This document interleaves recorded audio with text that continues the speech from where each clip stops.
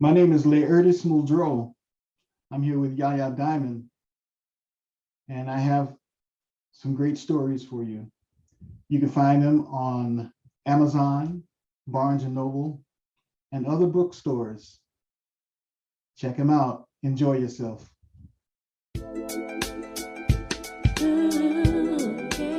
I want to welcome you to Dream Chasers Radio with me, your host, Yaya Diamond. What's up, people? How you doing? It is a great day, and I'm so very excited to have my next guest on the show. You know what? He's written a few books, okay, right? But his next book, and I have to read it because I don't want to pronounce it wrong. I pulled it up. I love the cover. It's okay, I'm going to try it. MANAWYDAN? Yes. He's gonna correct me. Thank you so No, much. Thank you so much, Mr. Muldrow, for being on the show. Muldrow. Muldrow. See, I knew it. I would get something wrong. He got the book right, though. Mr. Muldrow, thank you so much for being on the show. Oh my gosh, that cover, okay, that's one that got me, and the text, the font, all of that. So tell me, how did you start writing? I was my daughter and I had been estranged for so many years. Her mother and grandparents kept me isolated from her, so I wanted to let her know about me. Hold on. Start over again. Look at the camera. I'm not The looking camera's nope. The camera's right above you. looking at you. Okay. Yeah, there you go. All right, go ahead. Anyway, I wanted to let my daughter know about me, so I started writing her letters. And the letters turned into about 600 and something pages, and then it went to another book, part 2, and then it went to part 3.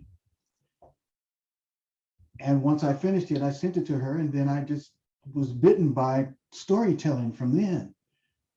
Wow, that is unique. Yeah, and I said, well, let me give it a try. You know, I was a editor of my high school newspaper in Berkeley, and that just bit me. Wow, wow, that's unique. Did she read all of those pages? Yes, she did. Wow, wow. Did you publish? No, I didn't publish that because that was a little too private. But I gotcha. I've been getting offers. Mm, mm, mm. So that is the first time I've ever heard of anyone writing so many different pages for someone that they loved. And when you get into the story of this and why and how and what and where, and it just becomes big, and I understand that. Wow. Yeah, So it did. you got bit at that moment, but the actual writing for detail, how did you acquire that? I wanted to write something that I hadn't seen. I'm a movie buff. I love movies. So what I did is I started writing what I hadn't seen in film or at the theaters. And that's how my writing took off. Yeah, I was writing what was in my heart and exciting to me, and it just grew from there. Wow. So you are the kind of person that you're like, oh man, they should have put this, they should have put that. And you like, well, I'm gonna put this and I'm gonna put that. No, not really. I'm the type of person that I'm going to put this, I'm going to put that. They can do whatever they want to do. I hear that. But it was what you wanted to see. My goodness, that is so cool though. Yeah, and it worked. You Yeah. filled the gap, basically. Yes. Yeah, it worked pretty good. And so your first book, tell me how that went, because after the whole thing of writing this whole elaborate story and a heartfelt story for your daughter and her, and hopefully you guys did reconnect and it was a good thing, Right. but now you're writing for, your audience, or an audience that you really wanted to. How did you go about doing that? What was the difference? Unlock the secrets of a better quality of life with Manifestation Psychic Emporium. Experience a spiritual transformation that resonates with your soul. Offering an array of services from candles, conjure oils to spiritual services such as cleansing, healing, mending broken relationships, and much more. Stephanie has been featured on iHeartRadio, radio talk shows, and podcasts around the world. Stephanie is a certified Reiki practitioner, spiritual healer, paranormal investigator, and intuitive life coach with 20-plus years of experience. With a global clientele, she has mended broken relationships and much more worldwide. Visit mpsychicy.com to shape your destiny. Elevate your life today. Call 713-858-5777 for a brighter future and better quality of life.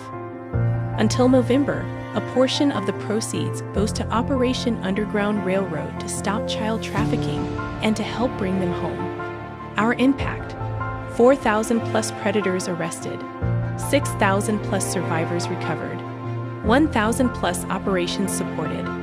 Please raise awareness for the cause and go to ourrescue.org.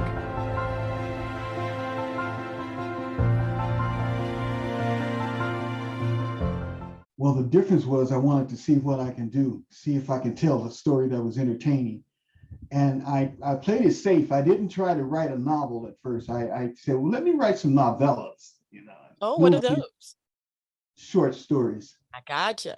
But longer than a short story. They're actually small books, maybe 80, 90 pages. And I put together Evolve, which is an anthology of horror thriller novellas. And it turned into something that was pretty interesting. And I took it from my experiences in a house that I bought for my mother and myself. And the house happened to be haunted. I didn't know it until we moved in and she started having strokes in the house. Oh, no. But it was too late then. I had already bought the house. I was wondering why the house was so vacant over all these years. And then I found out that house had been haunted. Did you sell that house? Yes, I sold that house. No, actually what I did is I gave the house back to the woman that sold it to me. I wasn't associated with that house anymore. I moved to LA from Oakland, California. They can keep that house. Gosh, you were like, oh, no, darling. Here, take this back. Take this back. But the stories came out to be pretty good. There's two of that are really excellent. One is called Thermal, which is the house is on Thermal Avenue in Oakland. And then there's one called Need. That's about the entertainment industry, because I was in the entertainment industry for quite a few years in my life. And this one is kind of racy, so it's not for kids. I hear you. Yeah, the entertainment industry is kind of racy. Yes, it is. It's not for kids.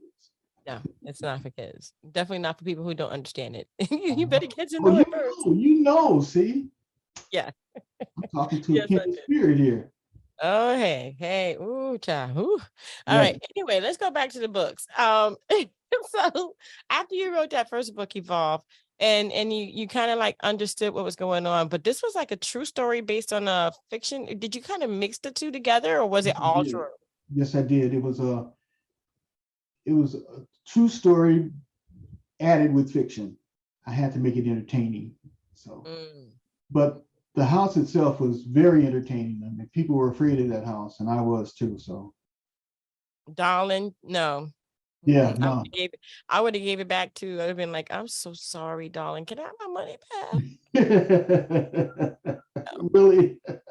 And trying to sell it, you probably would have been stuck for years with that daggone thing, because people knew what it was. You should have seen the house. Every now and then I'd go back up to Oakland and pass by that house, and it had undergone fires. It had undergone destruction in the front yard. The fence had been torn down.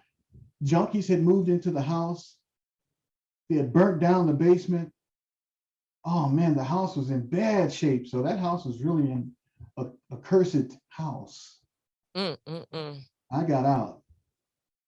My mother would have got out too, darling. I know. So okay, so now that you wrote the first book, and did you base anything on that house again afterwards? I mean, it sounds like that house had a lot to offer.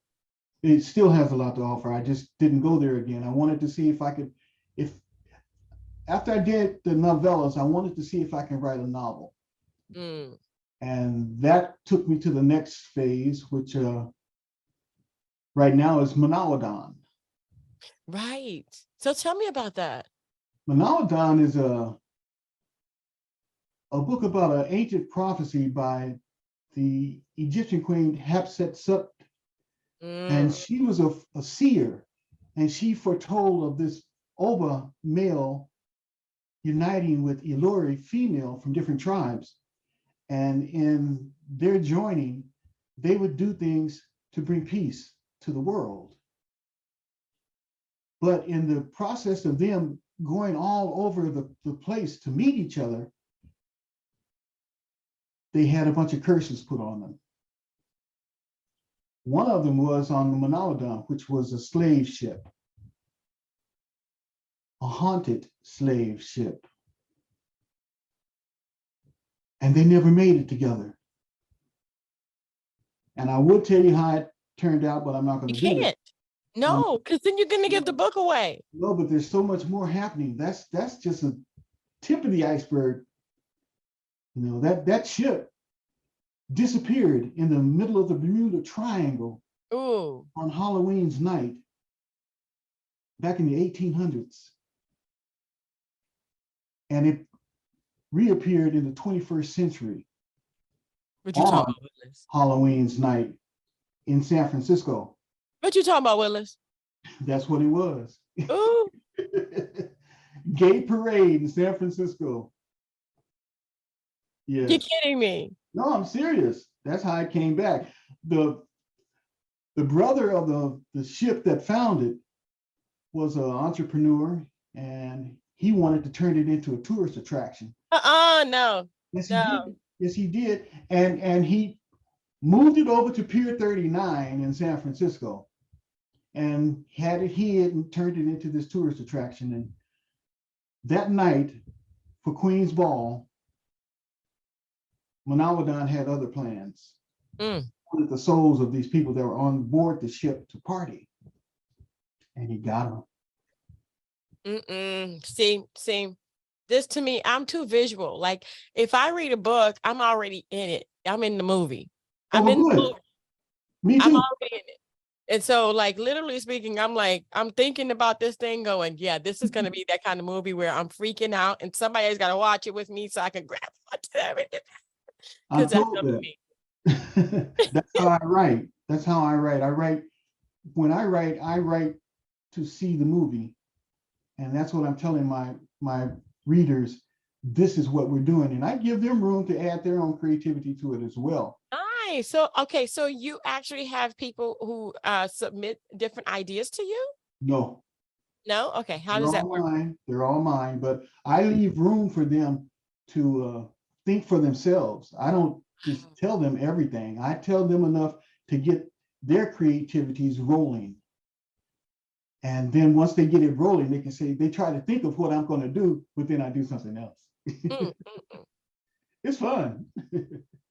No, I'm already in it. It kind of reminds me like Egypt versus like this ship, and then the big waves, and then like it gets like Bermuda Triangle, and then all of a sudden then I can see like California modern day, the ship rolling in with cobwebs and stuff.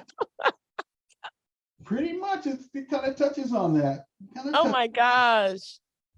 But it's That's crazy. A nice little cruise like type of ship, a party ship. But party ship. This reminds me of like a pirate ship. It is. It's a slave ship. It's a slave ship. So it is a pirate ship. See, you got me. You got me. I don't even have the book in my hand, and I'm already in it. I'm already in it. How do you do that? How do you write with that kind of vision, and then you can kind of imply the vision to your reader, and I'm not even reading the book, and I already have the vision. How did you learn how to do that? I don't know. It's something that just came out of me. And the same thing when I was writing the letter to my daughter, it was visual too, about my life. And once I did that, I said, oh, wow, I can do this. And my other novels came out of that. Wow. They're like that too. That is amazing. That you can imply the vision, that you can translate that vision, that to the point where people can actually see what you're talking about in their own mind. To me, that's the gift. That's a I think gift. it is. I think it is. I think I'm blessed like that. Mm-hmm. Definitely blessed like that. Definitely. Wow. Wow. Oh, goodness gracious. You got me. You got me. So what's next? What's next? What's the next book? What's next? The one that's getting a lot of raves right now is a book called Cover Up. Now, Cover Up is the more futuristic sci-fi book. And it's about this athlete who became the world's fastest man in the year 2120. And once he had won all the Olympics, him and his parents were taking a flight back to the States from Hawaii, and the plane crashed. And he became a paraplegic, and it killed his parents. So he had to find out how to walk all over again. And the reason that I came up with that is because I've had to go through a lot of surgeries myself on my shoulders, my legs, my feet. You know, I'm still recovering right now from some foot surgery that I've just recently gone through a couple of weeks ago. And this guy had to change his whole life. And he ran into this therapist that was really a gift to him. And he brought him back around, saved him. Wow. And then he found out something about his parents and what they had in store for him, because they were genius. They were Nobel Prize winning doctors. And once he found out what it was, it changed his life and changed the life of humanity as well.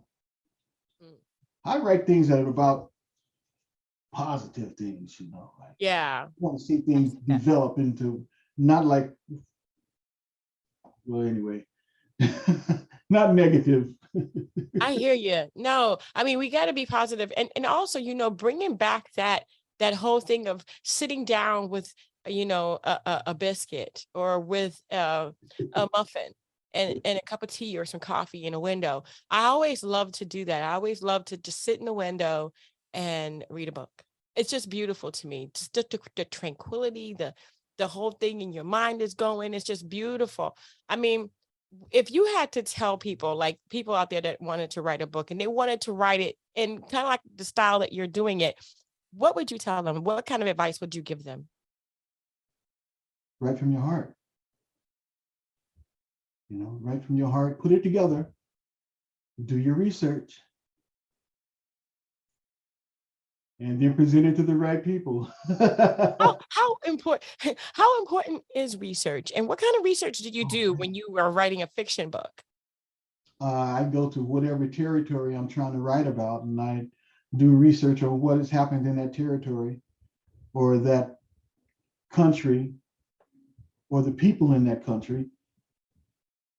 And then I associate it with what I'm trying to get across to my readers. And if I'm successful at doing that, they add what they would see into it too.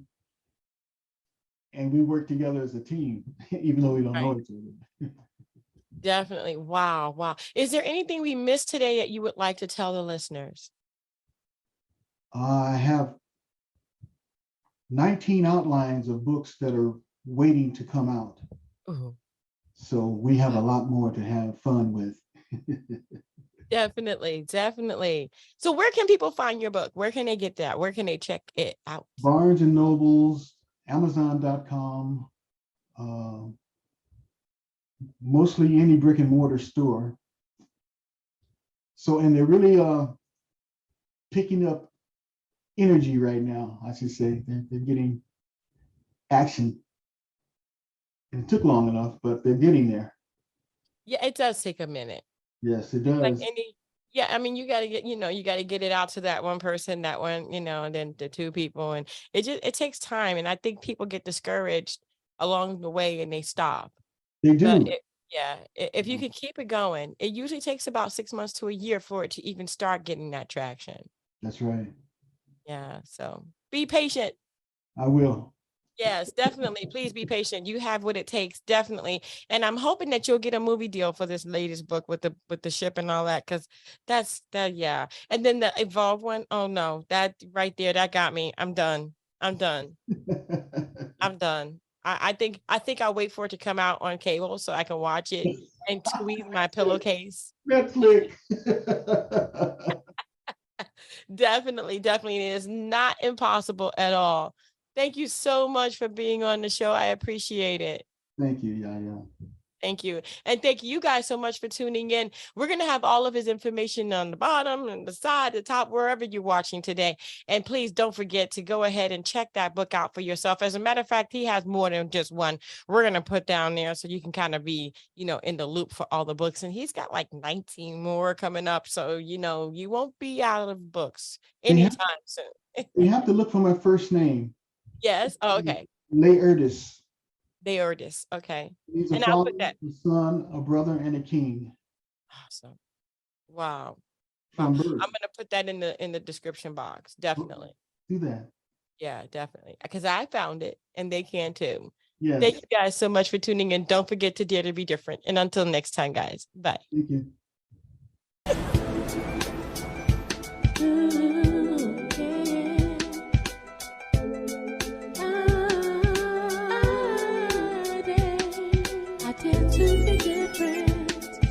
I